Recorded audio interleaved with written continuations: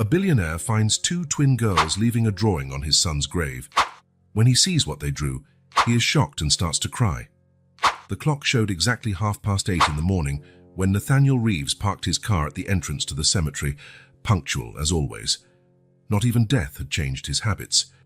The keys turned in the ignition one last time before silence fell. Nathaniel remained seated, looking through the windshield at the iron gate he knew so well.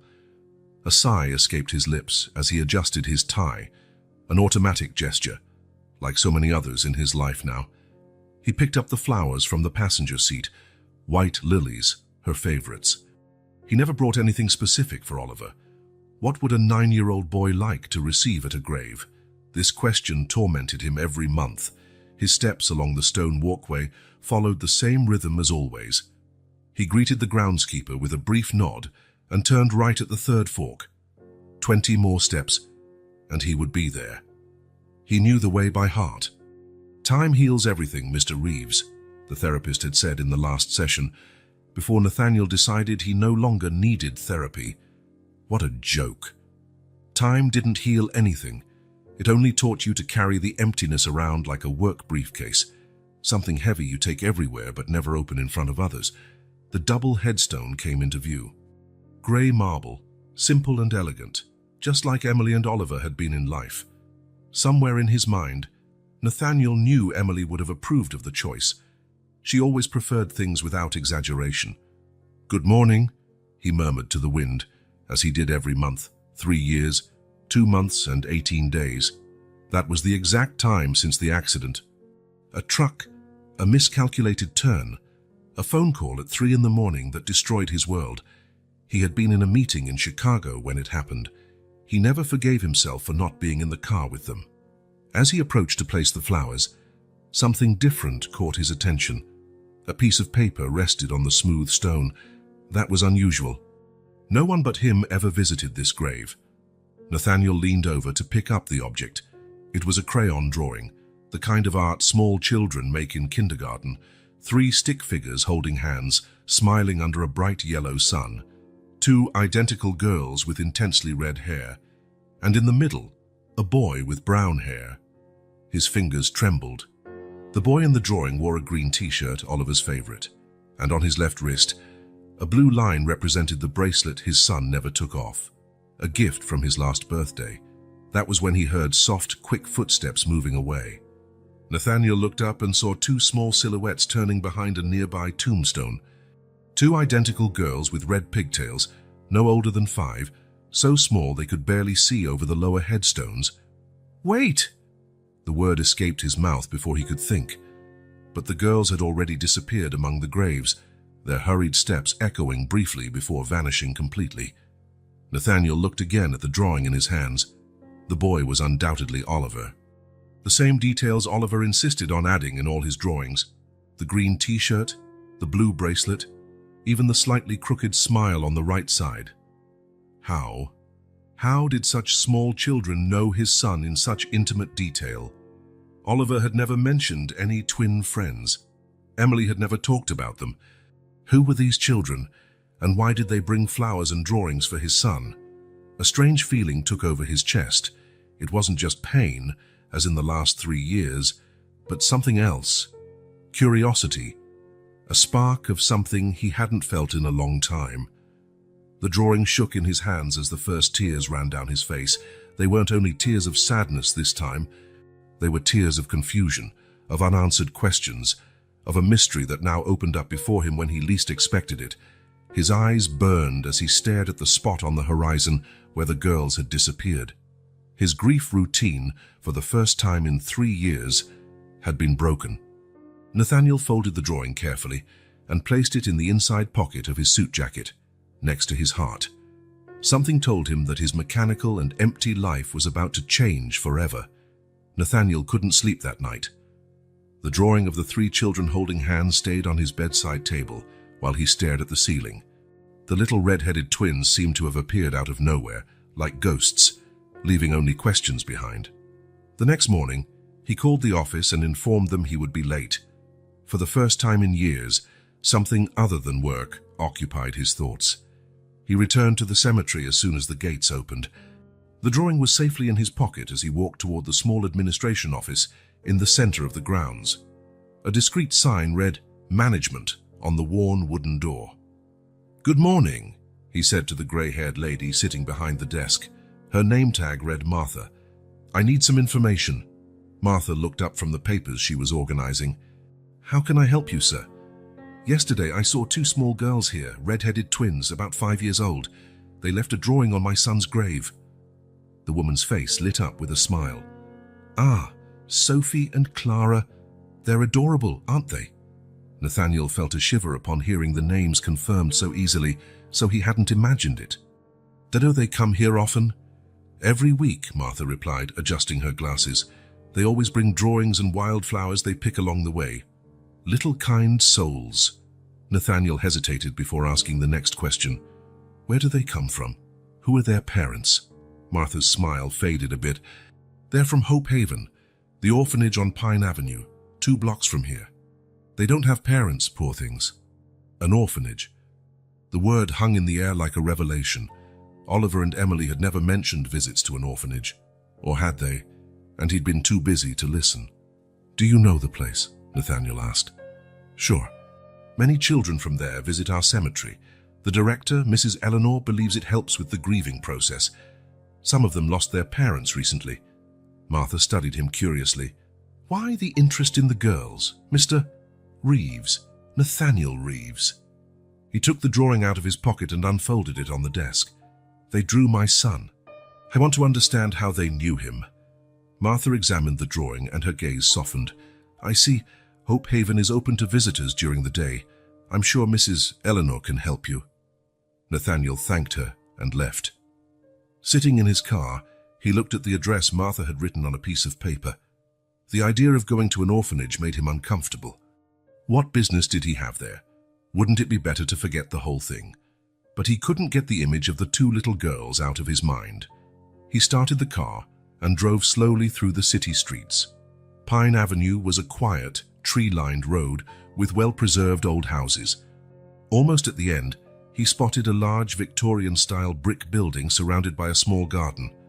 A carved wooden sign read, "Hope Haven, a home for children." Nathaniel parked but stayed in the car for a few minutes. He was about to step into a world he didn't know, for reasons he couldn't even explain to himself. What would he say? "Hello, I don't know your children, but they draw my deceased son." Finally, he mustered the courage and got out of the car. The stone path to the entrance was lined with well-tended flower beds. The sound of children's laughter came from the side yard. He rang the bell and waited. A woman in her 50s opened the door. Tall, calm, with an upright posture. Brown hair streaked with grey, pulled back into a simple bun. There was something in her expression that conveyed both authority and kindness. "May I help you?" she asked. "My name is Nathaniel Reeves. I'm looking for Mrs. Eleanor." "That's me. How can I help you, Mr. Reeves?" Nathaniel suddenly felt nervous. I'm here about Sophie and Clara." Eleanor's smile disappeared instantly, replaced by a cautious look. "Do I know you?" "No. But..." He pulled out the drawing from his pocket.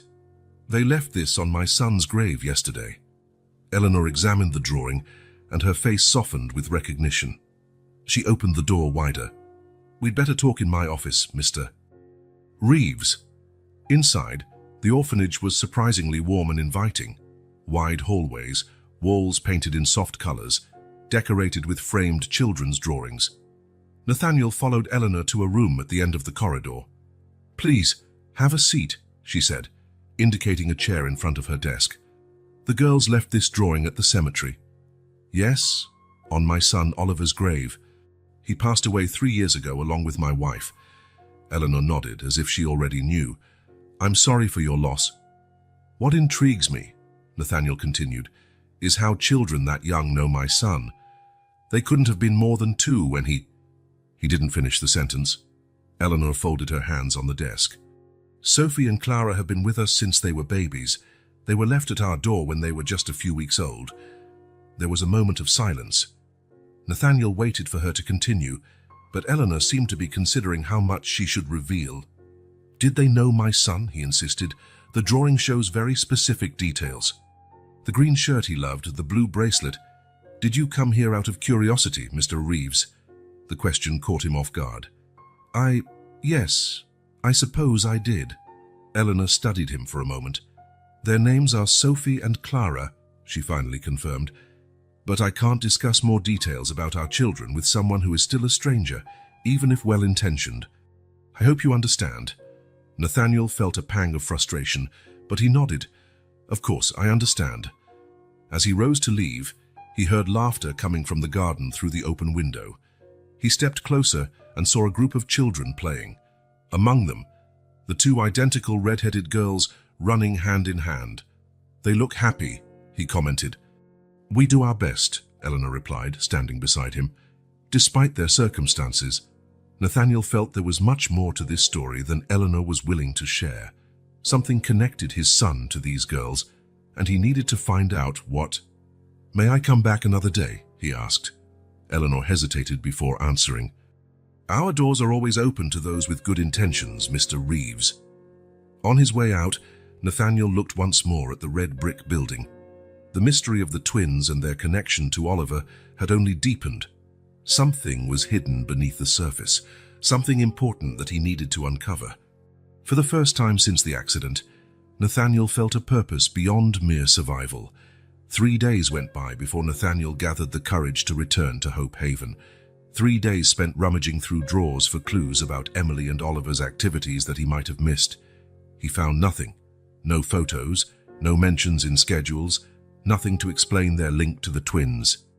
On Friday, after leaving the office early, Nathaniel drove to the orphanage. This time, he brought a small package wrapped in colorful paper. If he was going to talk to children, he needed a peace offering. Eleanor answered the door, not looking surprised to see him again. Mr. Reeves, I thought you might return. I'd like to speak with them, if possible, Nathaniel said bluntly. Eleanor studied his face for a moment. Come in. The girls are in the recreation room. The orphanage interior seemed busier this time. Children of various ages moved along the corridors, some looking curiously at the visitor in suit and tie. Nathaniel felt out of place, like a penguin among brightly colored birds. Eleanor led him to a large room at the end of the hall. Toys organized on shelves, low tables with paper and crayons, and a circular rug in the center where several children played. In one corner, sitting together as always, the twins were busy drawing. Sophie, Clara, Eleanor called out. There's someone here who would like to talk to you. The girls looked up simultaneously. Their eyes fell on Nathaniel, and he saw immediate recognition in their green gaze. There was no doubt they knew who he was. This is Mr. Reeves, Eleanor introduced.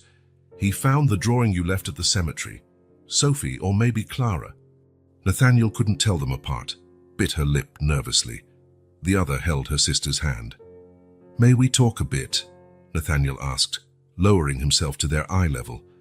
The twins exchanged glances, having one of those silent conversations only twins seem able to have. Finally, one of them nodded. You can use the reading room, Eleanor suggested, pointing to a side door. I'll leave you to talk, but I'll be nearby if you need anything. The small room was lined with shelves full of children's books, and brightly colored beanbags were scattered on the floor. Nathaniel sat somewhat awkwardly on one of them, while the girls took another, still holding hands. I brought something for you, he said, offering the package. After another silent exchange of looks, the girl on the right took the gift and opened it carefully. Inside were 2 small sketchbooks and a box of crayons. Thank you, she said quietly. It was the first word Nathaniel heard from them. You're welcome. What are your names? I'm Sophie, answered the same girl. She's Clara, Clara waved shyly, still not letting go of her sister's hand. You made a really beautiful drawing, Nathaniel continued. The boy in the middle, that's my son, Oliver, isn't it? The 2 girls' eyes lit up at the mention of his name. Yes, Sophie exclaimed, suddenly excited. Oliver is our friend. Was, Clara corrected softly. He went to heaven. Nathaniel felt a tightness in his chest. How did you meet Oliver? He came here with Aunt Emily, Sophie answered. Aunt Emily, Nathaniel repeated, confused. The nice lady, Clara explained. She told us stories and brought cookies. And Oliver played with us, Sophie added. He was really nice. A wave of confusion washed over Nathaniel. Emily came to the orphanage, brought Oliver along. How had he never known about this? When did they visit? He asked, trying to keep his voice steady. Every Saturday, Sophie replied promptly. After lunch. Saturday afternoons. Nathaniel was usually at the office then, even on weekends. Emily would say she was taking Oliver to educational activities, and he never questioned it. He never asked for details. What did you do together? The twins grew animated at the question, gradually losing their initial shyness.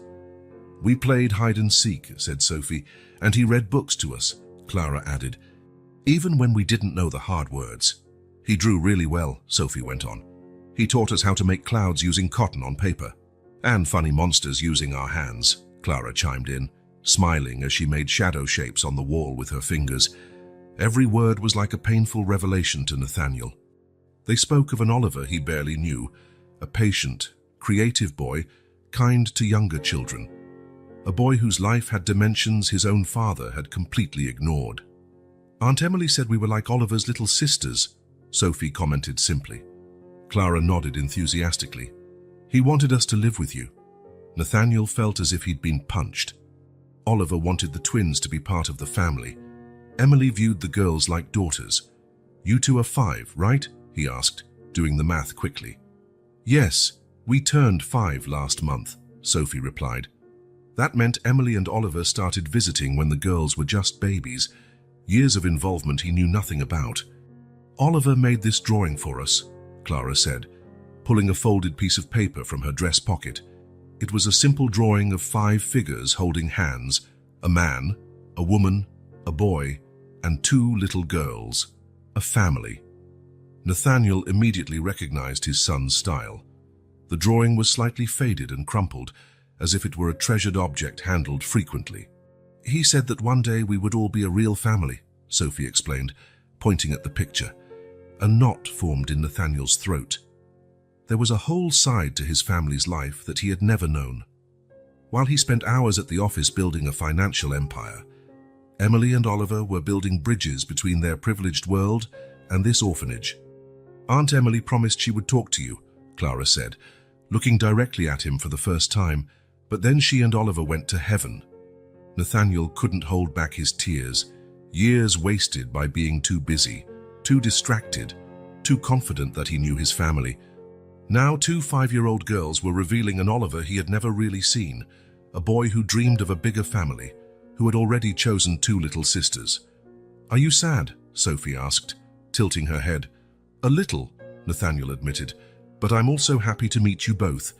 The girls smiled shyly. We're happy too, Clara said. Oliver talked about you a lot. What did he say? Nathaniel asked, almost afraid of the answer. That you were really busy, Sophie replied innocently. That you worked a lot and didn't have time. He wanted you to play with him more, Clara added, but he said one day you'd have time for us too. Nathaniel wiped his eyes. For the first time, he realized how much he had lost by living on autopilot. His son had dreams and plans he never knew how to appreciate. I'm sure Oliver was right, he finally said, and, to his surprise, he realized he was speaking the truth. The sun was setting when Nathaniel parked in front of his house. The 3-story mansion, with its imposing facade and immaculate garden, looked more like a magazine photo than a home. He remained in the car for a few minutes, staring at the dark windows. Nobody waited for him inside. The twins' words echoed in his mind. He wanted you to play with him more. A simple truth, spoken with the brutal honesty only children possess. Finally, he found the strength to leave the car. The walk to the front door had never felt so long.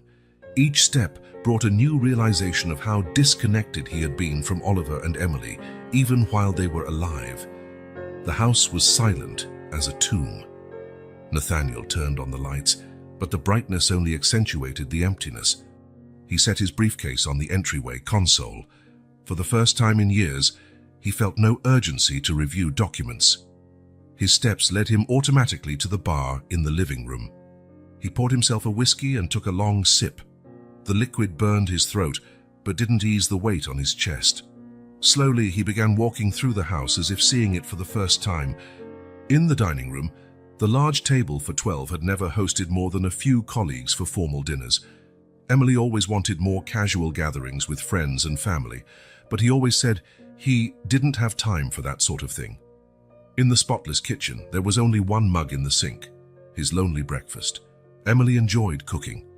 She tried to make family meals on weekends, but he was frequently absent. Occupied with some urgent conference call, he climbed the stairs, still holding the whiskey. In the second-floor hallway, he stopped at Oliver's door. It was always kept closed. He took a deep breath and turned the knob. The room was exactly as Oliver had left it.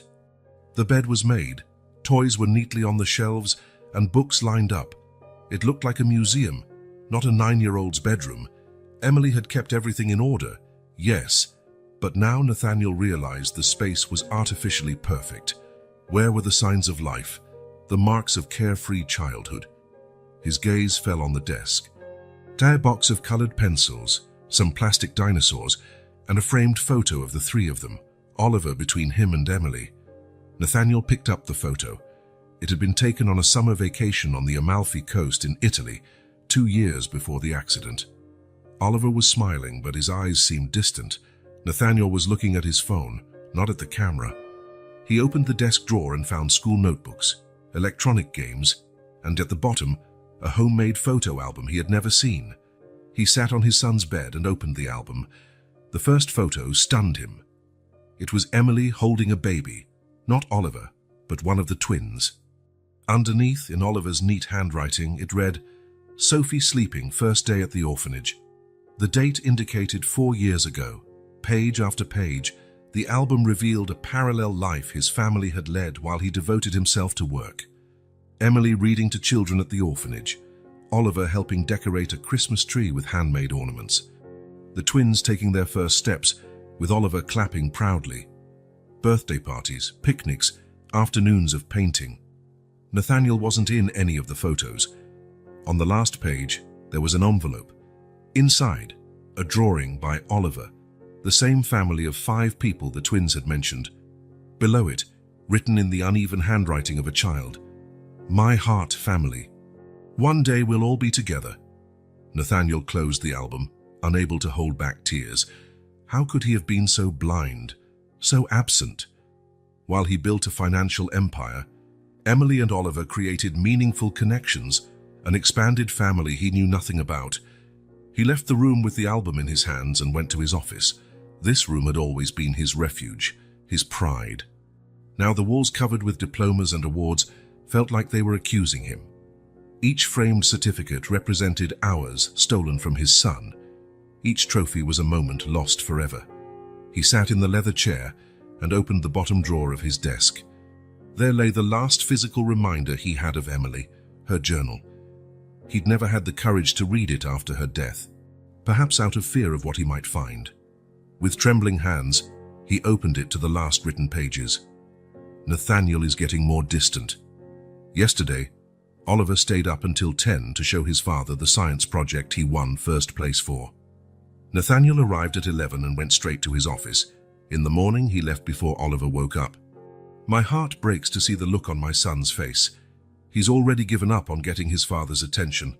I'm grateful every day for my volunteer work at the orphanage." Oliver found in the twins the unconditional love he deserves. "I spoke with Eleanor about the possibility of adoption. She thinks we have a chance. Now I need to find a way to bring it up with Nathaniel. I know it won't be easy, but I have hope. Maybe Sophie and Clara are exactly what our family needs to reconnect." That was the last entry. Weeks later, the accident happened, and Emily never had the chance to bring up the idea of adoption. Nathaniel closed the journal, devastated. His house, which he had always seen as a symbol of success, now felt like a mausoleum of lost opportunities. The wide, elegant rooms only amplified the emptiness of his existence. His routine, once seemingly efficient, now revealed itself for what it was: an escape. Working late, waking up early, visiting the cemetery once a month, rituals to avoid facing the loneliness he himself had created. He sat on the living room sofa, surrounded by the kind of luxury that meant nothing. The city lights shimmered through the large windows, but he had never felt more alone. He couldn't stop seeing the twins' identical smiles. The way they spoke of Oliver with such affection, how they kept his drawing as a treasure, and above all on how Emily and Oliver had been present in their lives, while he had been absent in his own son's. A strange sensation began to grow in his chest. It wasn't just guilt or regret. It was something more, a need, a calling. He wanted to go back to the orphanage. He wanted to learn more about those girls who meant so much to his family. Perhaps Nathaniel thought it wasn't too late to honor Oliver and Emily's wish.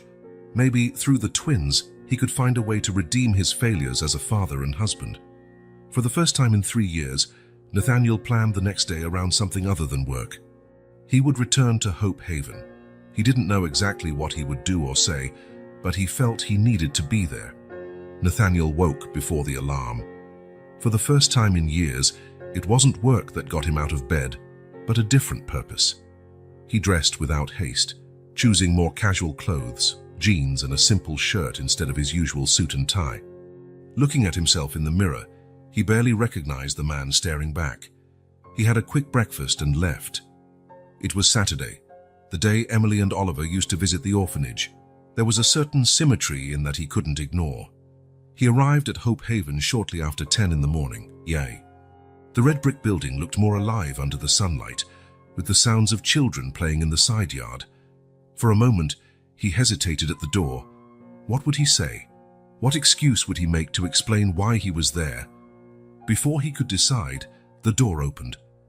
Eleanor was carrying a box of decorations, while a teenage girl held the door for her. "Mr. Reeves," Eleanor said, surprised.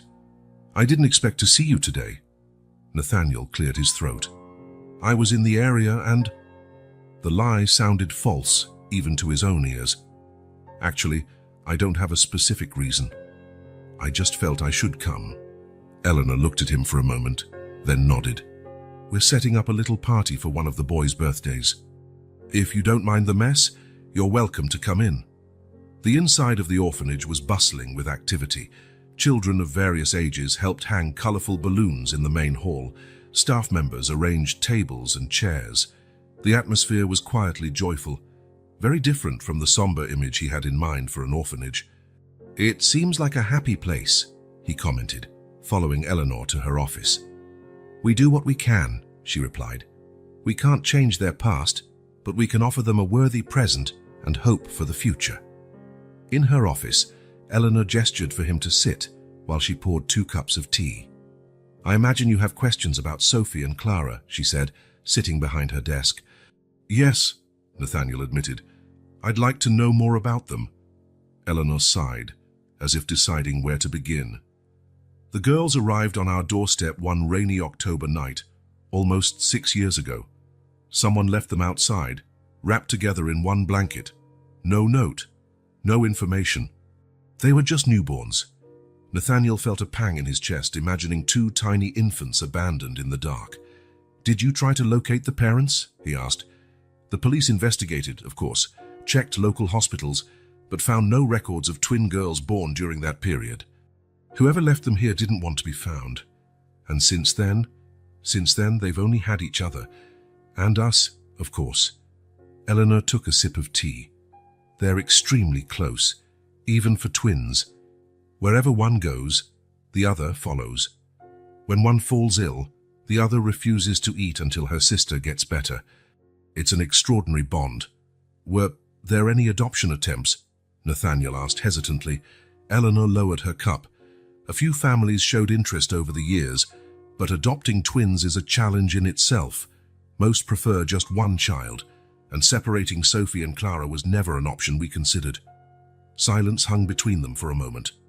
"Emily began coming here shortly after they were born," Eleanor continued. "At first just to read stories to the older kids, but when she met the twins, something special happened. She started visiting more often, and eventually she brought Oliver. And I never knew," Nathaniel muttered to himself. "Emily mentioned you had other priorities," Eleanor said gently. The phrase, though kindly delivered, hit Nathaniel like an accusation. He had prioritized everything but his family. "What was Emily like with them?" he asked, trying to picture the scene. Eleanor's expression softened. "Wonderful. patient, loving, present. She brought clothes she sewed herself, books, small gifts, but mostly she brought her time and attention. The girls adored her. And Oliver. Oliver was like a big brother to them. He taught them games, told them silly stories that made them laugh until they almost fell over. He protected them from the older kids, a truly special boy. The word struck Nathaniel deeply. What kind of father doesn't know his own son?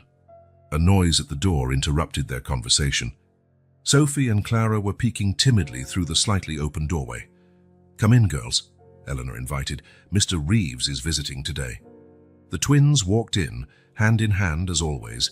They wore simple but clean clothes, jeans, shorts, and matching t-shirts, except for the colors. Their red hair was tied in slightly messy ponytails.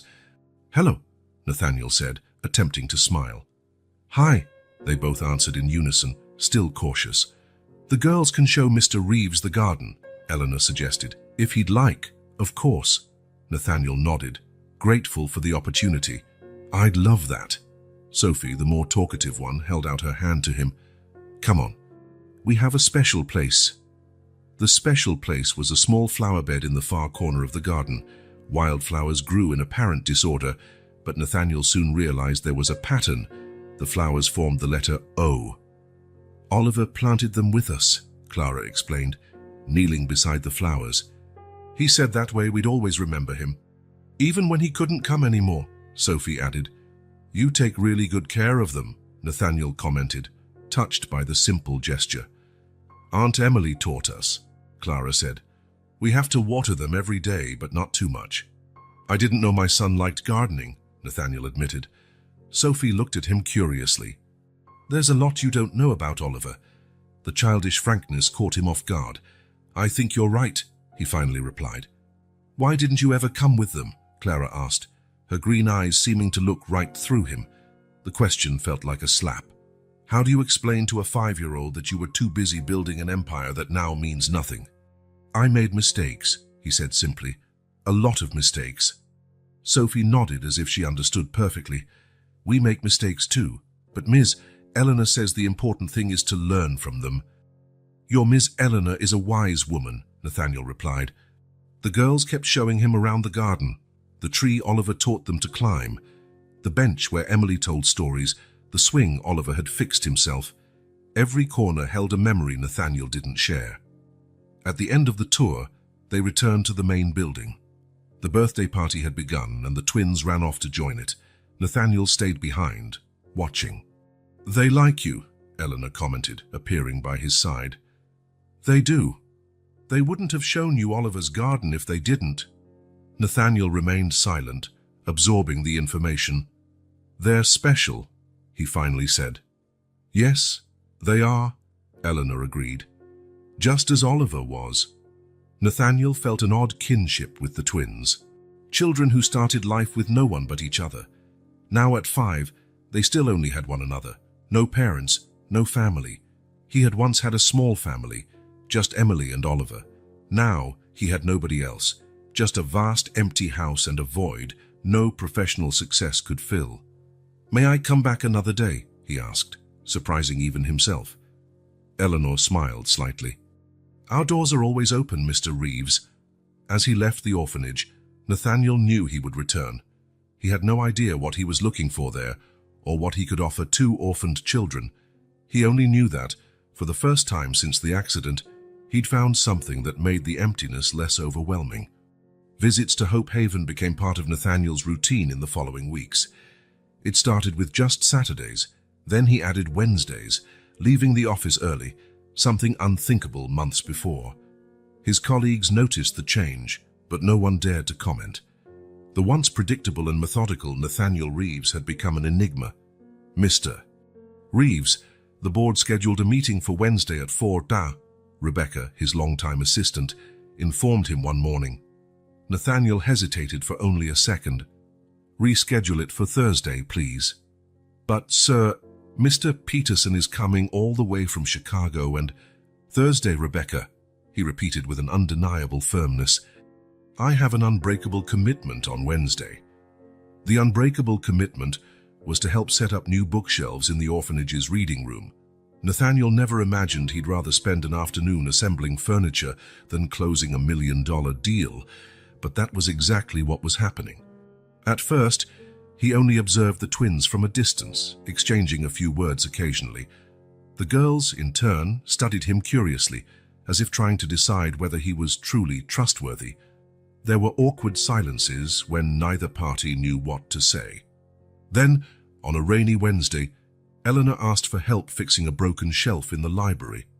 Nathaniel, who had never been particularly skilled with tools, he always hired people for any repairs at home, surprised himself by agreeing immediately. "You're holding it wrong," Sophie said, appearing beside him as he struggled with a screwdriver, trying to tighten a particularly stubborn screw. "Really?" Nathaniel asked, trying not to smile at the little figure with crossed arms and a serious expression. "How should I hold it?" "Like this," Clara explained, positioning herself on the other side. "You need to grip closer to the tip and turn with force, but not too much. Oliver taught us," Sophie added with a hint of pride in her voice. The mention of Oliver still hurt like a fine needle in his heart, but it was a different pain now.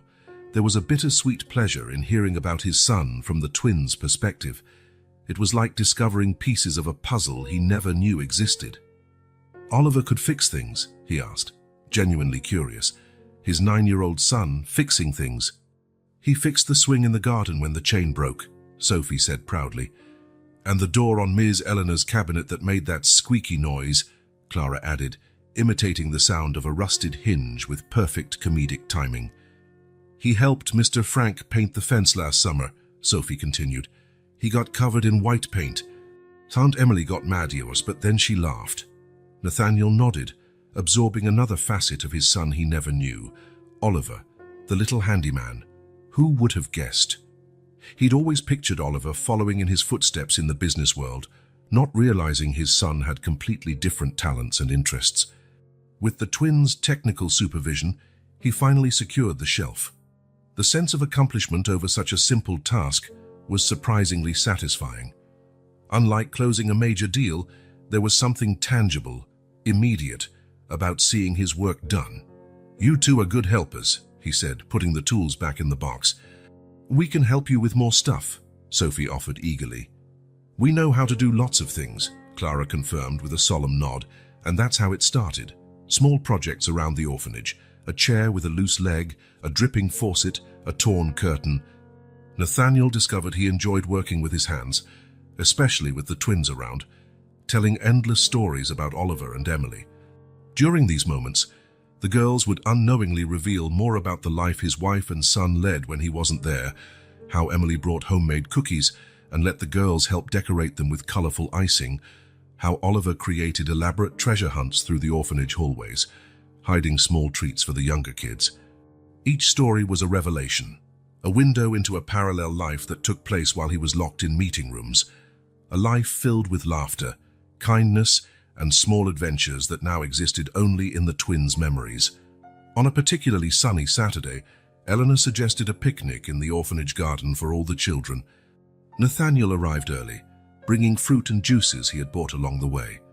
As he helped lay out blankets and organize the children into groups, he noticed that many of them didn't have proper outdoor shoes, just worn slippers or sneakers that were too tight. On Monday, he arrived with dozens of new pairs of sneakers in various sizes and styles.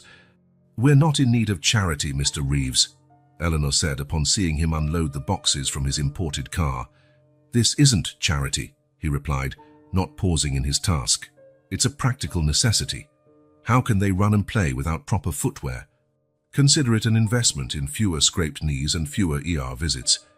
Eleanor studied him for a moment, then smiled slightly, accepting the practical explanation. "Well, when you put it that way, thank you." The twins were thrilled with their new shoes, jumping and twirling through the garden like tiny whirlwinds of energy.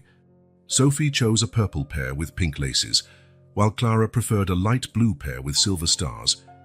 Nathaniel watched them from the porch when Clara tripped on a tree root and fell, scraping her knee on the concrete path.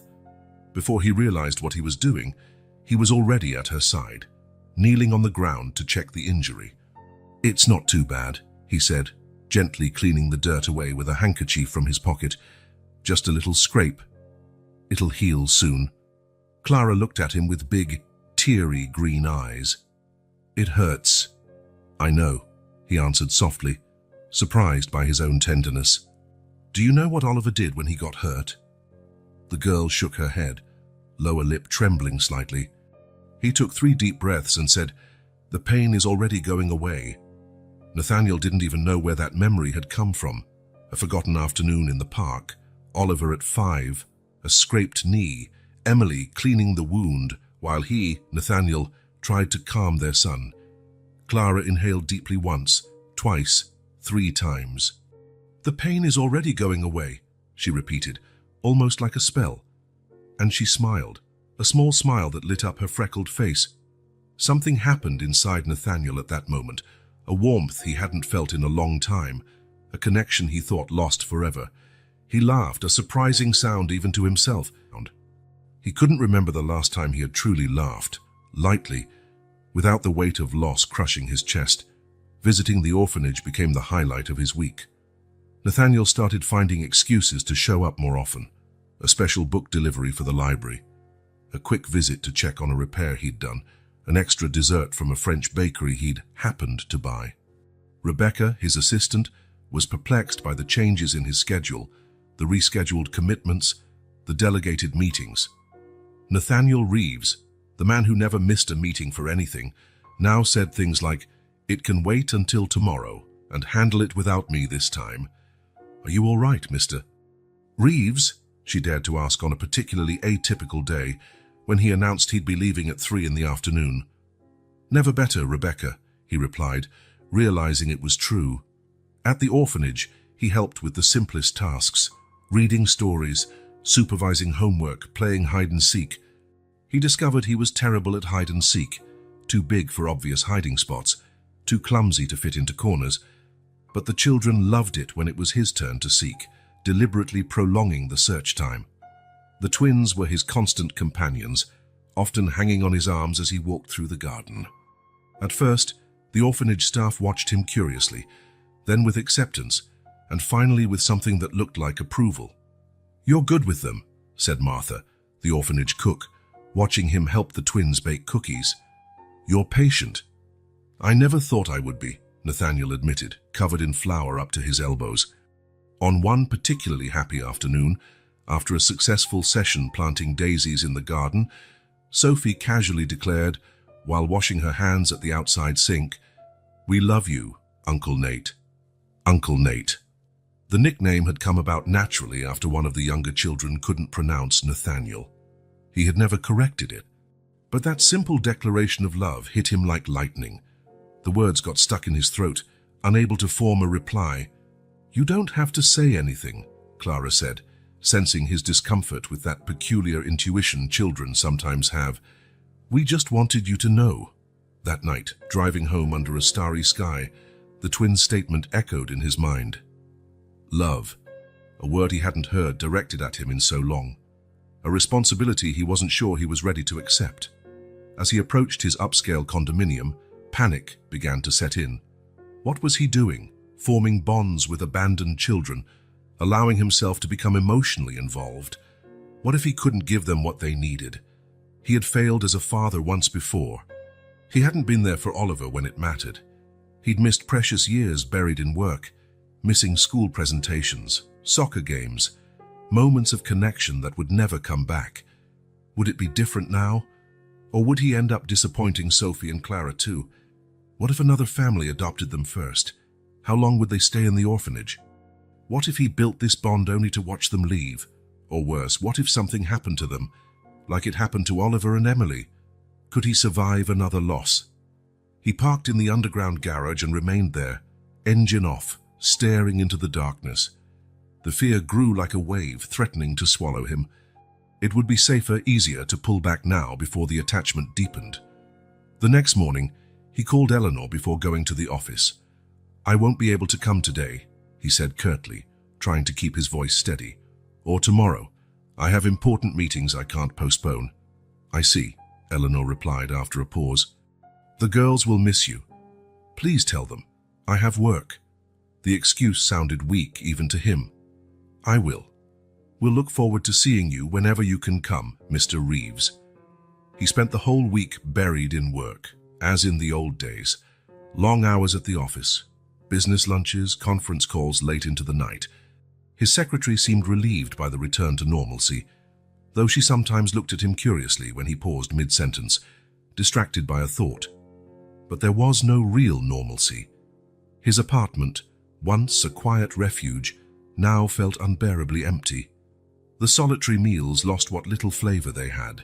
The work that used to absorb him now felt mechanical and meaningless.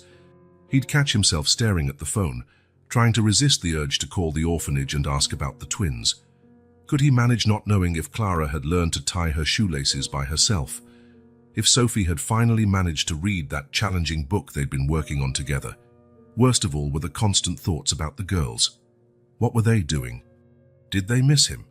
Were they hurt that he'd suddenly disappeared? Did they need him for some little emergency?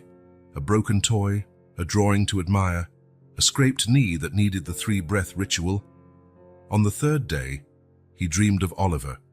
In the dream, his son looked at him with disappointment, holding the twins' hands. "You're doing it again, Dad," Oliver said in the dream. "Running away when things get real." He woke with a start, his face wet with tears. On the fourth day, the weight of his absence became unbearable.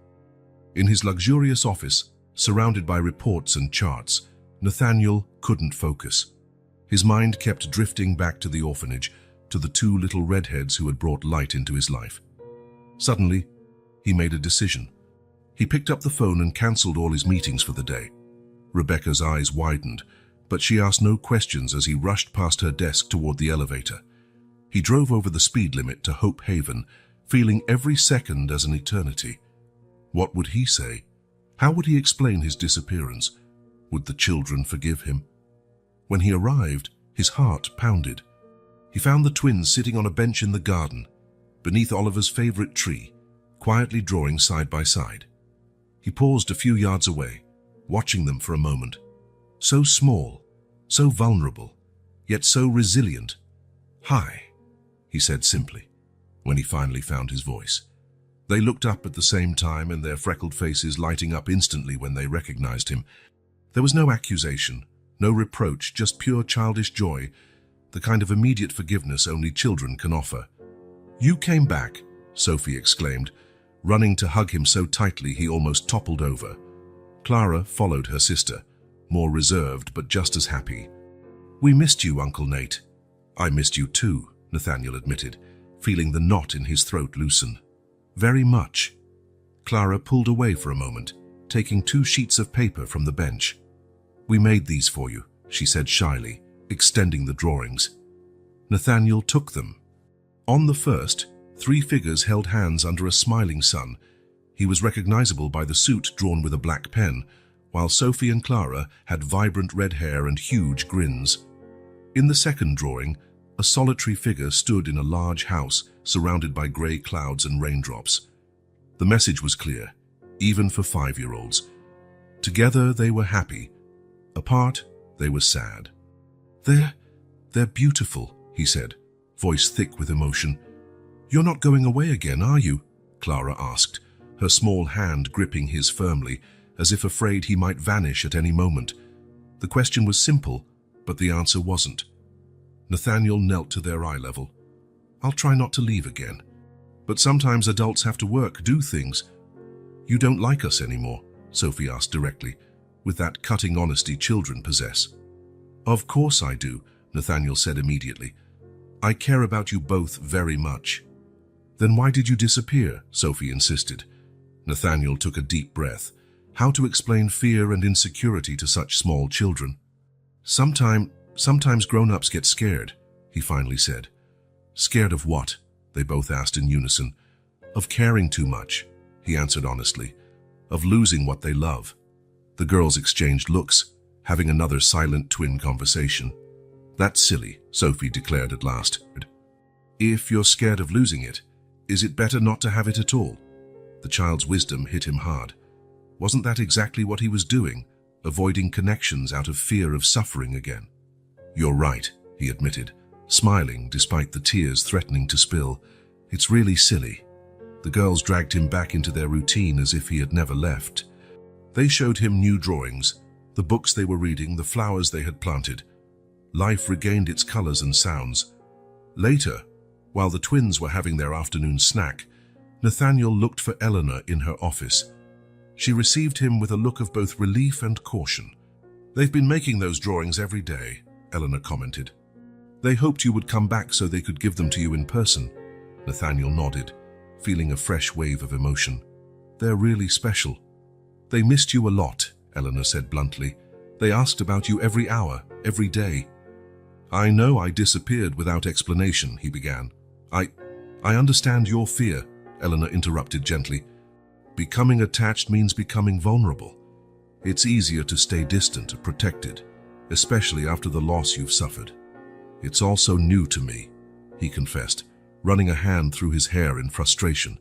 "I never thought I'd feel this way again, that I'd care so much.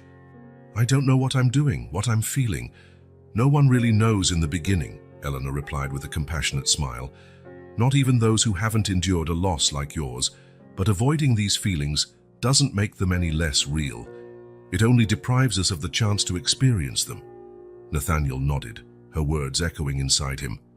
"The girls need you," Eleanor went on, "and if I may say so, you seem to need them as well." He couldn't deny it.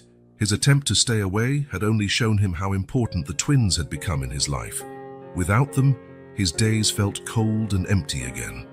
Just mere existence without purpose. "I can't promise I won't mess it all up," he finally said. I'm not exactly a great role model as a father." "No one's asking you to be perfect," Eleanor replied. "Just to be present. The rest, you'll figure out together."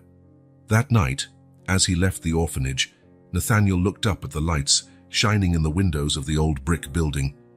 Somewhere inside, two little twins were probably already in their pajamas, maybe telling each other stories before sleep. He made a silent promise to himself. He wouldn't run away anymore. He didn't know where this road would lead, but he was willing to find out. Step by step, day by day, he was ready to learn how to live, to feel, to connect again. For the first time in a long time, the drive back home didn't feel so lonely. Rain pounded against the mansion's windows as Nathaniel walked through the silent corridors. His footsteps echoed on the wooden floors, reminding him how alone he was in that immense space. Almost 2 months had passed since he found the twins at the cemetery, and his life had completely changed. He stopped in front of Oliver's bedroom door. Although he visited the orphanage regularly now, something held him back from going through his son's belongings, as if keeping them untouched might somehow keep part of him alive. But tonight, something felt different. Maybe it was the storm, or Sophie's casual comment earlier that day about how Oliver used to say she drew almost as well as he did. Nathaniel realized he had never truly looked at his son's drawings, not attentively. He turned the doorknob and stepped inside. The room was exactly as before, except for a fine layer of dust gathering on the surfaces. He walked to the bookshelf where several labeled boxes contained Oliver's schoolwork over the years. He grabbed a box, labeled with his son's final school year, and sat on the bed. Inside, colorful folders separated the subjects. At the bottom, he found a hardcover notebook he didn't recognize. It didn't look like schoolwork, it was more personal, like a journal or sketchbook. The first page contained only Oliver's name and a date, 3 months before the accident. Flipping through it, Nathaniel found drawings that surprised him with their quality. His son had talent, something he too, consumed by meetings and reports, had never noticed. The early drawings depicted landscapes, animals, and scenes from school. But as he went on, a recurring theme appeared. 2 small girls, clearly identical, with red hair in messy pigtails, Sophie and Clara. In one drawing, the twins were playing with blocks in what looked like the orphanage's recreation room. In another, they were in the garden, helping plant flowers. The level of detail was impressive for a 9-year-old. Oliver really observed them with care and affection. Nathaniel turned another page and stopped, his heart racing. This drawing was different. It showed 5 people holding hands in front of a house. Him, Emily, Oliver, and the 2 twins. One family. Beneath it, in careful handwriting, Oliver had written, "My sisters." I wanted a bigger family with them. Nathaniel felt like the air had been sucked from his lungs. The notebook trembled in his hands as he stared at those simple but profoundly revealing words. Oliver hadn't just liked the girls, hadn't just enjoyed playing with them during orphanage visits. He saw them as sisters. He wanted them to be part of the family. Turning more pages, Nathaniel found other drawings of the same family of 5, one at the beach, one at a dinner table, different settings, but the same 5 characters united. On the last page, Oliver had attached a real photo. It showed him between the twins, the 3 of them smiling broadly for the camera. Under the photo, another message. Mum said one day she'll talk to Dad about adopting Sophie and Clara. I hope he says yes. The notebook slipped from his hands, falling to the floor, the photo sliding out. Nathaniel picked it up with trembling fingers. How had he never seen this picture before? How had he never known his son's deepest wish? The answer was simple and painful. He had never really been present. As the storm raged outside, a different kind of storm brewed within him. Oliver wanted the twins as part of the family. Emily planned to discuss adoption with him. Then fate intervened, taking them before they could realize this dream. Could that be his path now? Following in his son's footsteps, fulfilling what Oliver and Emily never had the chance to do. The question felt too big to answer in the silence of that lonely night. But for the first time, Nathaniel allowed himself to consider the possibility, not as a way to fill the hole left by his family, but as a natural continuation of the love Oliver and Emily had begun to build. He looked again at the photo in his hand. 3 smiling faces, 3 entwined lives. Perhaps, he thought, there was still time to honor that connection in the way his son would have wanted. Morning came bright and promising after the previous night's storm. Nathaniel woke up early, Oliver's notebook resting carefully on his bedside table. He hadn't slept much, but he felt strangely energized, as if a major decision had been made in the deepest part of his being. During breakfast, he called Rebecca and announced he would be taking a few days off. She was momentarily speechless. In 15 years of work, Nathaniel had never taken unplanned time off. "Is everything okay, sir?" she finally asked, genuinely concerned. "Everything is great, Rebecca," he replied with a lightness that surprised both of them. "I've just realized there are things more important than contracts and meetings." He drove to the orphanage with the windows down, feeling the fresh morning air. Oliver's notebook lay on the passenger seat, a silent passenger guiding his journey. When he parked in front of Hope Haven, he felt a certainty he hadn't experienced in years. He was exactly where he needed to be. The children were having breakfast when he entered. The twins spotted him first, their little faces lighting up the moment they recognized him. "Uncle Nate!" they shouted in unison, running toward him, ignoring the caretaker's protest that they should finish eating first. Nathaniel knelt down to greet them, hugging them tightly. Something had changed after seeing Oliver's drawings. The affection he felt for the girls now seemed validated, as though he'd received a posthumous blessing from his son. "I came to spend the day with you," he announced to the twins' delight. "If Miss Eleanor allows it, of course." Eleanor, who was watching from the kitchen door, nodded with a small smile. "The girls have class this morning, but they'll be free after lunch." "Perfect. Can I help with anything until then?" Eleanor seemed momentarily surprised by the offer. "Well, we're reorganizing the library. An extra pair of hands would be helpful." And so the morning flew by with Nathaniel sorting books, fixing small damages, and assembling new shelves. He worked happily, feeling useful in a way he wasn't used to. In the corporate world, his worth was measured by billion-dollar mergers and strategic acquisitions. Here, it was the librarian's smile when a shelf was finally level, or the children's excitement at easily finding their favorite books. After lunch, the twins dragged him outside to show the new sprouts in the flower bed they had planted together. Sophie talked non-stop, describing each plant with the seriousness of a budding botanist. Clara, quieter, simply held his hand firmly, as if afraid he might disappear if she let go. "What do you two want to do today?" Nathaniel asked, sitting on the bench beneath Oliver's favorite tree. The twins exchanged conspiratorial looks. "Can we go to the park?" Sophie asked. "A real park, not just our garden." The request caught Nathaniel off guard. Taking the girls outside the orphanage was something he hadn't considered. Would it be allowed? Did he have the right to do so? We need to ask Mr. Eleanor, he replied carefully. To his surprise, Eleanor not only agreed but seemed to approve. It would be wonderful for them to have a different afternoon, she said, signing the permission slip. Just have them back by dinner time at 6. The municipal park was only a few blocks from the orphanage. They walked hand in hand, the twins between him, Nathaniel shortening his long stride to match their quick little steps.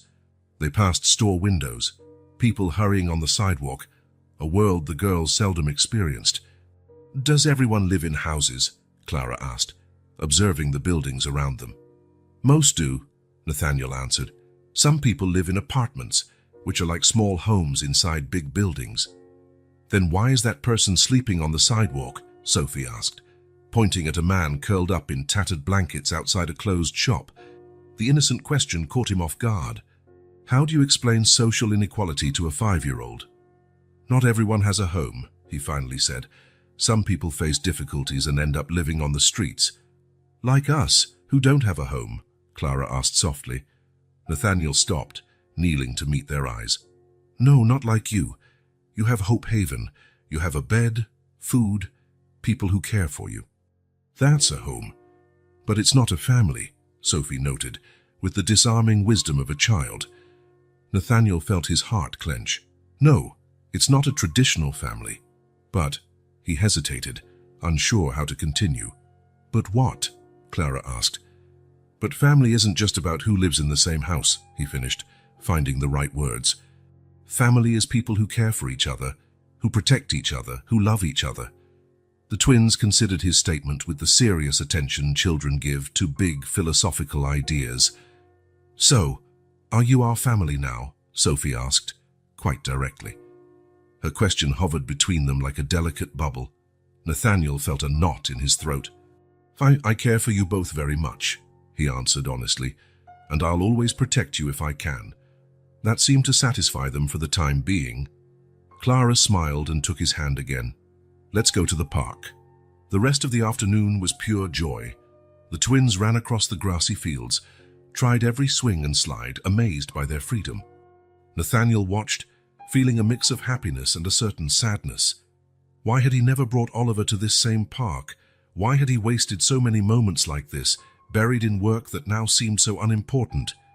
When Clara slipped and scraped her knee lightly, she ran straight to him for comfort. Nathaniel cleaned the wound with a handkerchief, applied a band-aid he now always kept in his pocket, a lesson learned since the day they got new shoes, and soothed her gently. Remember what we do when we get hurt? He asked. Clara took 3 deep breaths. The pain is already going away, she recited, then flashed a brave smile. Nathaniel felt something expand in his chest, certainty, purpose. They returned to the orphanage in time for dinner, as promised. The twins wouldn't stop talking about their adventure at the park, describing every detail to the other children as if they'd been to a faraway country. Nathaniel watched from the doorway, feeling both part of the scene and like an outside observer. Did he belong here? Could he truly become part of this world? When the girls went off for their baths, he sought out Eleanor in her office. The director didn't look surprised to see him. They seem to have had a wonderful afternoon, she commented, inviting him to sit. It was enlightening, Nathaniel replied, choosing his words carefully. I wanted to talk to you about something important. Eleanor folded her hands on the desk, waiting patiently. I've discovered something recently, he continued, pulling Oliver's notebook from his bag. My son. He saw Sophie and Clara as sisters. Apparently, he and Emily had discussed the possibility of adopting them. Eleanor didn't look surprised. Emily mentioned it a few times. She was waiting for the right moment to talk to you about it. Then the accident happened, Nathaniel said, feeling the familiar sting of loss, though now less raw, more like an old scar that sometimes aches with the weather. Yes. Silence settled between them for a moment. How does the adoption process work? He asked at last, the words coming out with difficulty. Eleanor studied him closely. It's a complex process, Mr. Reeves. It involves social worker evaluations, home visits, financial reviews, background checks. It takes time. Time isn't an issue, Nathaniel replied quickly. nor our resources. Sale is not about money or influence, Eleanor gently interrupted. It's about stability, commitment, emotional capacity to raise two children who have already experienced abandonment. The system needs to be sure you not only want this, but that you're prepared to be a father. The word father weighed heavily on Nathaniel's father. He had failed so completely at that role before. What made him think this time would be different? I wasn't a good father to Oliver, he admitted, finally voicing the painful truth. I was always busy, always distracted. I missed so much. And it terrifies you, Eleanor said softly. The fear of making the same mistakes. Nathaniel nodded, unable to speak. May I offer an observation, Mr. Reeves? Eleanor asked. When he nodded, she continued. The man who walked into this orphanage 2 months ago is not the same man sitting here now. What do you mean? The Nathaniel Reeves I first met was a man closed off by his grief, unable to connect. The man I see now spends entire afternoons playing with children, fixing shelves, taking them to the park, carrying band-aids in his pocket. He hadn't thought of it that way. The person who has changed the most these weeks is you, not the girls, Eleanor went on. They've always been affectionate, always ready to love. You're the one relearning how to open up. Her words hit him deeply. It was true. Something fundamental had shifted within him, slowly, almost unnoticed. But is that enough? He asked, the uncertainty obvious in his voice. Can I really be the father they deserve? No one knows for sure if they'll be a good parent until they're in the situation, Eleanor answered with a kind smile. But I can say you're already acting like one. And most importantly, you're aware of your past mistakes. That's more than many manage. Nathaniel let her words sink in. A faint glimmer of hope grew inside him. What do you suggest I do? He finally asked. Continue as you are. Spend time with them, get to know them better, let them get to know you. Meanwhile, I can put you in touch with a social worker who can explain the formal process. No rush, no pressure. Nathaniel nodded, feeling like a huge weight had been lifted from his shoulders.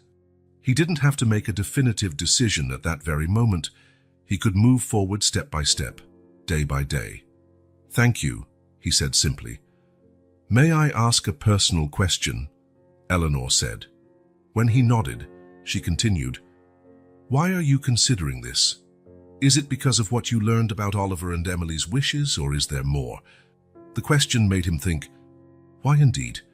Was it just to honor his lost family's memory, or guilt for having been an absent father? Or was it something else, something growing inside him with every smile from the twins, every small hand that reached for his? In the beginning, maybe it was for them, he finally admitted, a way to connect with what I lost. But now, he paused, searching for the right words. Now it's because of Sophie and Clara and me. They brought something back to my life I didn't even know was gone. Eleanor smiled, satisfied with his reply. That, Mr. Reeves, sounds like an honest beginning. That night, before leaving, Nathaniel was invited to the twins' bedroom for story time, a ritual they had established in recent weeks. The girls were already in their beds, eyes shining with anticipation. What story tonight? He asked, sitting on the chair between their beds. Tell us one from when you were little, Sophie requested, pulling the blanket up to her chin. Nathaniel thought for a moment. When I was about your age, I lived near the sea. As he told the story, he watched the girls' attentive faces. At some point, Clara reached out and held his hand tightly. A simple gesture, but one full of meaning. Trust, connection. When he finished, they were both almost asleep. He stood, gently tucking their blankets in, then kissed each on the forehead, an action that had become natural in the last few days. Good night, princesses, he whispered. Good night, Uncle Nate, Sophie murmured drowsily. Will you come back tomorrow? Clara asked, eyes already closed. I will, he promised. Tomorrow and the next day and the next. Driving home under a star-filled sky, Nathaniel realized he no longer thought of his house as a place waiting for him in emptiness. He thought instead of Hope Haven, of the twins, of bedtime stories and scraped knees. At some point, without him noticing, his heart had made a choice. The idea of adoption, which had seemed daunting and uncertain just hours before, now shone like a real possibility. He wasn't sure exactly what it would look like or if he would be up to the task, but for the first time in years, Nathaniel Reeves was willing to try with all his heart to be the man and the father Sophie and Clara deserved. A whole weekend? Eleanor seemed surprised by Nathaniel's request. That's a big step. I need to know if I can do this, he replied with determination. If we're moving towards adoption, I want to be sure I'm prepared for the challenges of caring for them full time. 3 weeks had passed since their initial conversation about adoption. Nathaniel had filled out forms, gathered documents, and spoken with the social worker. The process was moving forward, but one doubt persisted. Could he truly be a present father? Very well, Eleanor finally agreed. The twins can spend the weekend with you, as long as everything is properly arranged. The girls were overjoyed at the news. Sophie jumped for joy, while Clara, always more reserved, smiled quietly, eyes shining. We're going to stay at Uncle Nate's house? Sophie asked, still incredulous. Yes, if you want, Nathaniel replied. I've set up a special room for you. In fact, he had done much more than that. Over the past weeks, he had completely transformed the guest room. Light green walls, the twins' favorite color, 2 brand new beds with flowery covers, shelves stocked with carefully chosen books and toys. He even installed a star-shaped lamp that projected constellations on the ceiling, after learning Clara was afraid of the dark. On Friday afternoon, Nathaniel arrived at the orphanage with his heart racing. The twins were waiting by the entrance, each with a small backpack containing only their essentials. He had insisted they didn't need to bring much. Everything they might need would be at his home. All set for the big adventure, he asked, kneeling to their eye level. Yes, Sophie answered enthusiastically. Clara just nodded, holding her sister's hand tightly. Nathaniel knew this sign well by now. She was feeling anxious. Is something wrong, Clara? He asked gently. The girl hesitated before speaking in a small voice. What if we miss Hope Haven? Then you tell me and we'll come right back, he assured her. This is just a special visit, and you can call Miss Eleanor anytime. That seemed to comfort her. With their backpacks in the trunk and the girls securely fastened in the back seat, they headed for the Reeves mansion.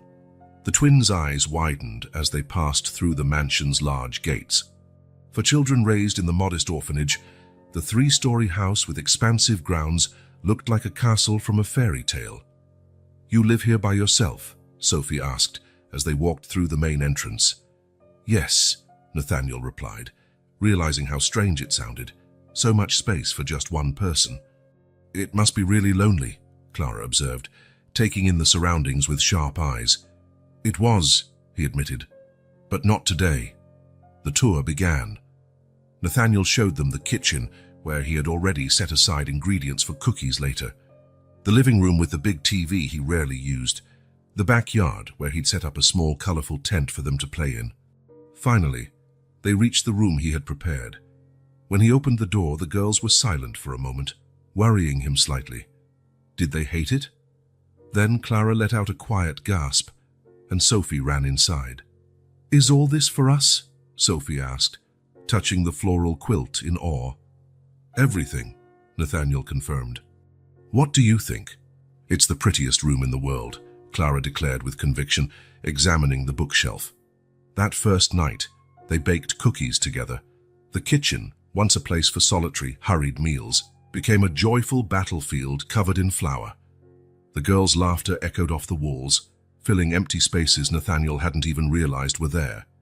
After dinner, macaroni and cheese, the twins' specialty as he'd discovered recently, they watched a children's movie. Without noticing, all 3 fell asleep on the sofa, a tangle of arms and legs, the film forgotten on the screen. Saturday dawned sunny and perfect for the main plan, a picnic in the national park outside the city. Nathaniel had prepared everything meticulously, sandwiches cut into fun shapes, fresh fruit, juice, and even some treats as a special surprise. On the drive to the park, the girls sang songs they'd learned at the orphanage. Nathaniel smiled, tapping his fingers on the steering wheel. When was the last time he'd sung in the car? Probably with Emily and Oliver, years ago. The park was relatively empty that morning. They found the perfect spot under a large tree overlooking the lake. Nathaniel laid out a checkered blanket and arranged lunch while the twins explored nearby, always within his sight. "Look, Uncle Nate," Sophie called, pointing to a group of ducks swimming close to the shore. "Can we feed them?" "I brought some special seeds just for that," he said, taking a small bag from the picnic basket. They spent almost an hour feeding the ducks, the twins laughing each time the birds came close to eat from their hands. Clara, usually so cautious, showed surprising courage, letting the ducks nibble directly from her palm. After lunch, they explored the nearby trails. Nathaniel took turns carrying the girls on his shoulders when they got tired. Sophie wanted to see everything, investigate every flower, every insect. Clara collected small, colorful stones, tucking them carefully into her pocket. During a rest by the lake, Sophie asked abruptly, "Are you going to be our dad, Uncle Nate?" The question caught Nathaniel off guard. He knew the girls noticed his frequent visits, the gifts, the growing interest. But he hadn't realized they would connect it so directly to the possibility of adoption. I'm thinking about it," he answered honestly. "What do you two think about that?" "I'd really like it," Sophie replied promptly. "We could have picnics every day." Clara remained silent for a moment, thoughtful. "Would we live in your big house?" "Yes," Nathaniel nodded. "In the room I set up for you." "And we'd never go back to the orphanage?" she asked. The question carried a weight that surprised Nathaniel. For children so young, the orphanage was the only home they'd ever known. Moving on, even to something better, could be scary. "You can visit any time you want," he assured them. "Ms. Eleanor and everyone there will always be part of your life." Clara nodded, satisfied with that answer. After another moment of reflection, she looked directly at him with those penetrating green eyes. Oliver would like that. Those simple words hit Nathaniel deep. "Yes," he agreed, voice trembling. He really would. Driving back, Nathaniel realized something extraordinary. The weight he'd carried since the accident, that constant ache that had become part of him, was gone. Not entirely, perhaps it would never disappear fully, but it had transformed into something different, less oppressive. Glancing in the rear-view mirror at the sleeping girls, hands still clasped even in slumber, he recognized a strange yet familiar feeling. Happiness. Not the fleeting rush from sealing a major deal, nor the brief satisfaction of professional success. Something deeper, more genuine. For the first time in years, Nathaniel Reeves felt truly happy. That night, after tucking the girls into their new beds, Nathaniel sat in the living room with a cup of tea, reflecting on the day. The challenges, the moments of uncertainty, the small mishaps, like Sophie spilling juice on her dress and crying inconsolably until he managed to fix it with water and a pile of napkins. But mostly, he thought about the sense of wholeness, how time had passed differently, not dragging on tediously, nor rushing by amid deadlines and meetings, but flowing naturally from moment to moment. He picked up the phone and dialed Eleanor's number. "How was the day?" she asked when she answered. "Perfect," Nathaniel replied. "Not perfect in the sense of having no problems, but perfect in the way I needed it to be." There was a moment of understanding silence on the other end of the line. "I think I've found my answer, Eleanor," he finally said. "I want to be a father to those girls." The following weeks were a whirlwind of activity. Nathaniel dove into the adoption process with the same dedication he once reserved for business acquisitions. His home underwent a thorough inspection by the social worker, Margaret Wilson, a middle-aged woman with keen eyes that missed no detail. "Your house is safe for children, Mr. Reeves, but quite formal," she noted during her visit. "Kids need spaces where they can actually be kids." The next day, Nathaniel hired an interior designer with specific instructions to make the mansion more welcoming and child-friendly for 2 5-year-olds. A safety fence was installed around the pool, baby gates on the stairs, and the old ground floor meeting room was converted into a colorful play area. Meanwhile, he continued visiting the twins regularly. After the success of the first weekend, Eleanor allowed them to spend more days with him. Every experience confirmed what Nathaniel already felt in his heart. He wanted to be these girls' father. On a clear October afternoon, he received the call he'd been waiting for. Margaret Wilson informed him that her preliminary assessment was complete, and he had been approved for the next stage of the process. It meant that, although there were still steps to go, the adoption was well on its way. That evening, he drove to the orphanage with a light heart. He could finally share the news with the twins. He pictured their bright faces, the excitement, the tight hugs. He even brought a small cake to celebrate the moment. Eleanor greeted him at the entrance with a warm smile. "By the look on your face, I assume you have good news." "The best," Nathaniel confirmed. "I passed the initial evaluation. There's still a road ahead, but Margaret thinks everything points to final approval." "I'm very happy for you, Nathaniel," Eleanor said sincerely. "The girls are in the recreation room. Would you like me to call them to my office so you can talk in private?" "Please do." While he waited, Nathaniel nervously straightened the papers on the desk. How could he explain the process to such young children? How would he make them understand that, even though he was initially approved, there were still a few months until the adoption would be final? Sophie and Clara entered, hand in hand as always. Their red hair was braided identically, probably done by one of the more skilled caregivers. "Hello, princesses," Nathaniel greeted, opening his arms for a hug. The twins ran to him, but something was different today, a caution in their movements that wasn't usually there. "I have some very special news," he announced, pointing to chairs so they could sit. "Remember, we talked about the possibility of you coming to live with me, of me becoming your dad." They nodded silently. "Well, I got a call today from Mrs. Wilson, the social worker who visited my house. She said I passed the first phase of the evaluation. That means we're on the right track for me to officially adopt you." Nathaniel waited for an outburst of joy, excited squeals, maybe even tears of happiness.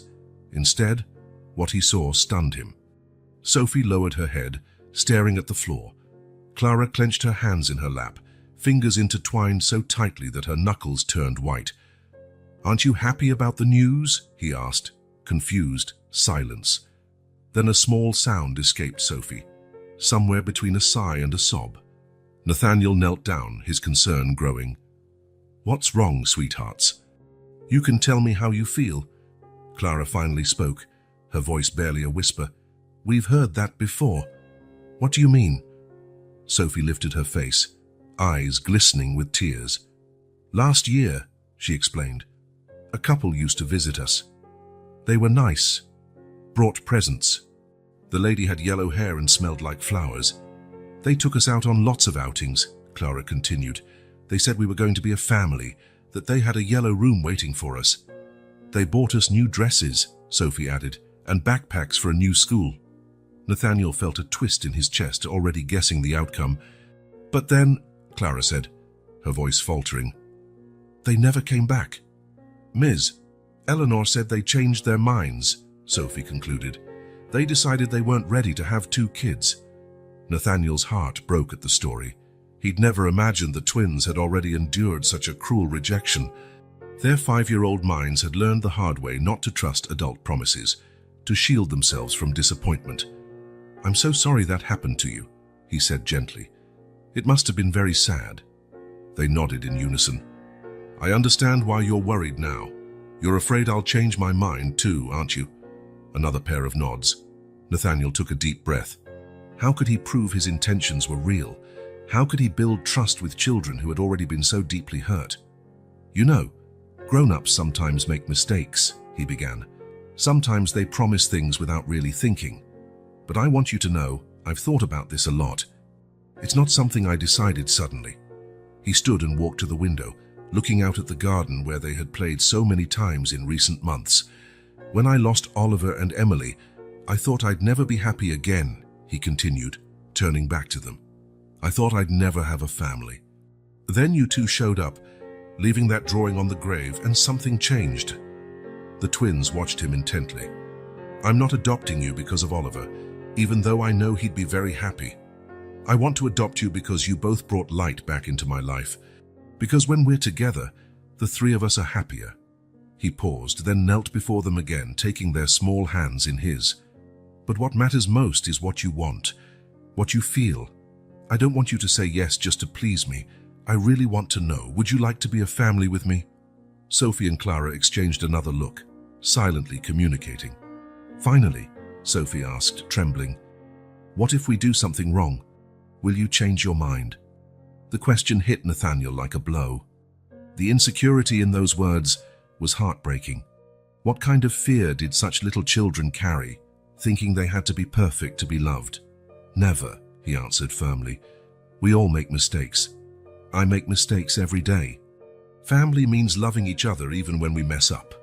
Clara studied him carefully. "You promise you won't give up on us?" "I promise with all my heart," Nathaniel said. "I'm here to stay, no matter what." After another moment of silence, Sophie finally spoke, her voice charged with held-back emotion. "We always wanted a real family, but we never thought someone like you would pick us," Clara added. "Someone like me?" Nathaniel repeated, puzzled. "Yeah," Sophie confirmed. "Someone important, with a big house and nice clothes." "We thought only babies got chosen by people like that," Clara explained. Nathaniel felt tears sting his eyes. "Sophie, Clara, that breaks my heart. You are both amazing just the way you are. Anyone would be lucky to have you as daughters." A tiny tear slipped down Sophie's freckled cheek. Clara, ever the protector, wrapped an arm around her sister's shoulders.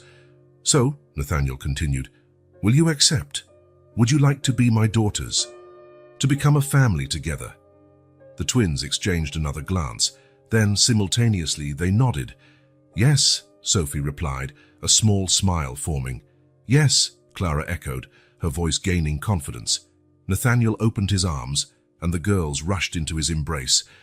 They stayed like that for a long moment, a hug sealing a promise, a new beginning, a family reborn from the ashes of loss. When they finally pulled apart, Nathaniel smiled, wiping away his tears. "Well, I think we have something to celebrate, right? I brought a special cake." The girls' eyes lit up. "Cake?" Sophie asked, suddenly more animated. "Chocolate cake," Nathaniel confirmed. Clara, usually so reserved, gave a small leap of joy. "Our favorite." As they walked to the kitchen, hand in hand, Nathaniel felt a deep peace. He knew the road ahead wouldn't be easy. He would have to earn the girls' trust day by day, proving with actions rather than words that his choice was final. But for the first time since losing Emily and Oliver, the future no longer looked like a barren horizon. It looked like a promise, a path lit by the chance to love again. Winter arrived, bringing a dry chill and skies of almost painfully bright blue. There were just 3 days left until the final adoption hearing, the culmination of months of evaluations, interviews, and preparations. On the eve of this big day, Nathaniel woke up with a certainty. He needed to visit Emily and Oliver. He hadn't returned to the cemetery since that first visit with the twins, nearly 6 months ago. Not out of avoidance, but because his life had become a whirlwind of new purposes and responsibilities. Regular visits to the girls, the renovations on the house, endless meetings with social workers and lawyers, it had all filled every spare minute. But that morning, watching the first rays of sunlight paint the sky a gentle pink, he knew it was time. He needed that moment of connection and closure before officially beginning a new chapter of his life. During breakfast, he called Eleanor. "I'd like to take the girls to the cemetery today," he explained. "I know it might seem odd, but—" "It's not odd, Nathaniel," Eleanor interrupted kindly. "In fact, I think it's important. The girls need to understand they're not replacing Oliver, but becoming part of a story that continues." 2 hours later, he parked outside the orphanage. The twins were waiting, bundled in their best coats, a Christmas gift he had given them early the previous week, bright red that set off their red hair and added color to their pale winter cheeks. "Where are we going today, Uncle Nate?" Sophie asked, as curious as ever. Nathaniel knelt down to straighten their scarves against the cold. "I thought we could visit a special place. The place where I first saw you both, remember? The cemetery where Oliver and Emily are." The girls exchanged a glance. It wasn't the fun outing they might have expected on a Saturday morning. "Can we bring flowers?" Clara asked after a moment. Nathaniel smiled, touched by her sensitivity. "Of course we can. What kind of flowers should we bring?" "Daisies," Clara answered promptly. Oliver said they were Aunt Emily's favorites. Nathaniel's heart tightened at hearing that small detail he hadn't known. How could these little children know details about his own wife that he had forgotten or never noticed? They stopped at a florist on the way.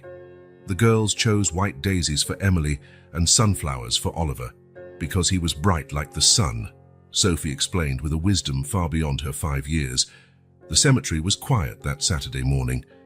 Only a few solitary visitors walked among the tombstones, their figures dark against the thin layer of falling snow.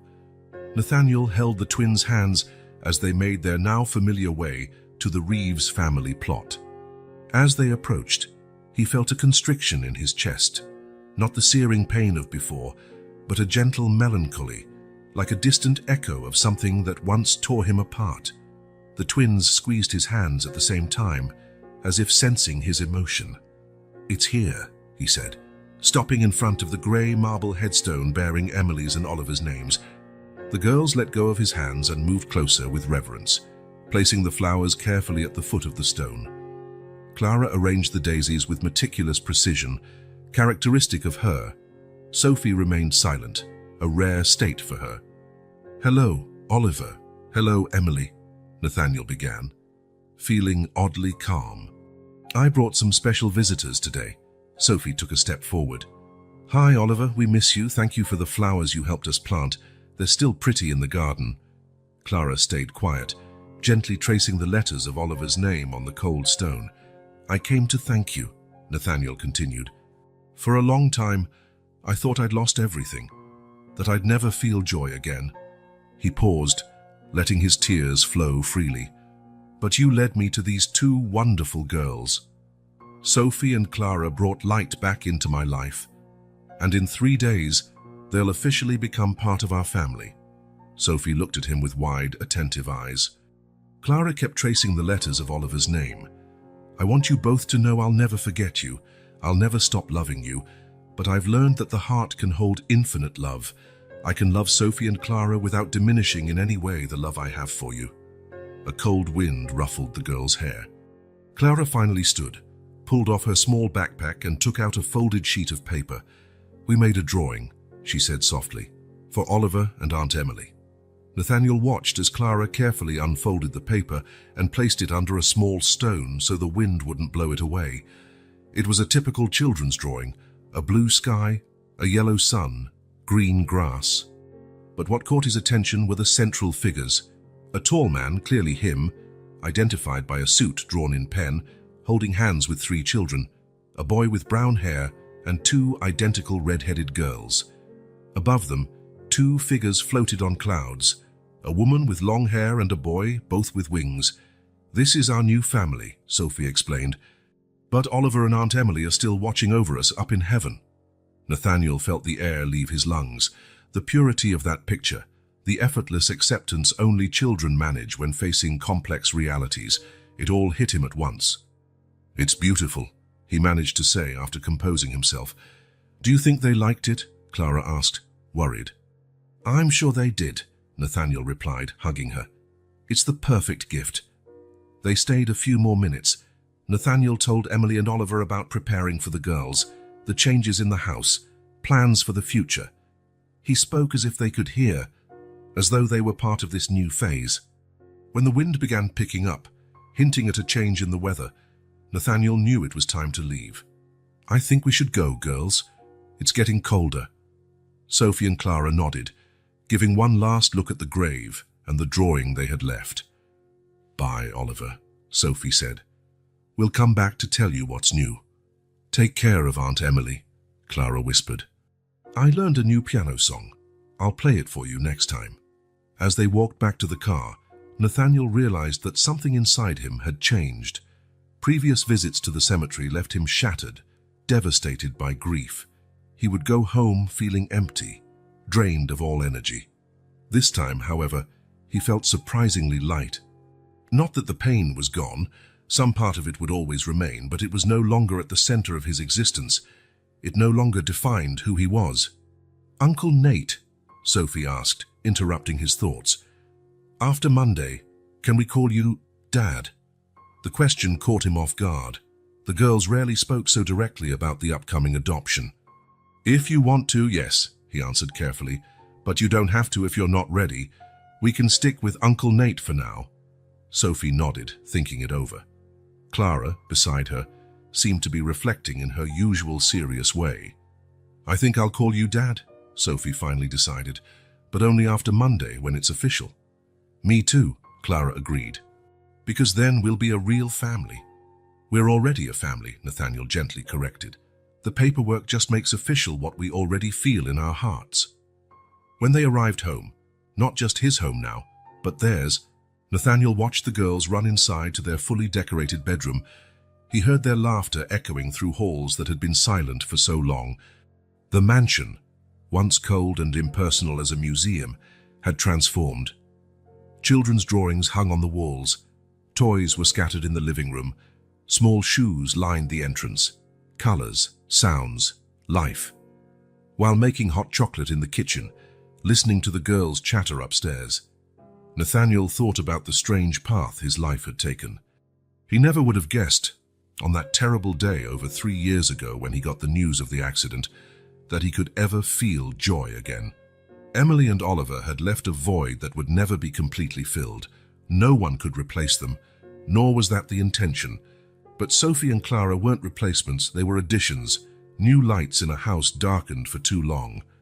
And for the first time since the accident, Nathaniel felt he was truly starting over, not erasing the past nor trying to recreate it, but building something new from its foundations, honoring Emily and Oliver's memory in the most meaningful way, by living a full life, rich with love and purpose. And as he carried the steaming mugs upstairs, he heard Sophie say to Clara, "We're going to be happy here, aren't we?" And Clara's soft answer, "I think we already are." Nathaniel paused, taking a deep breath to steady his emotions. Yes, he thought, they already were.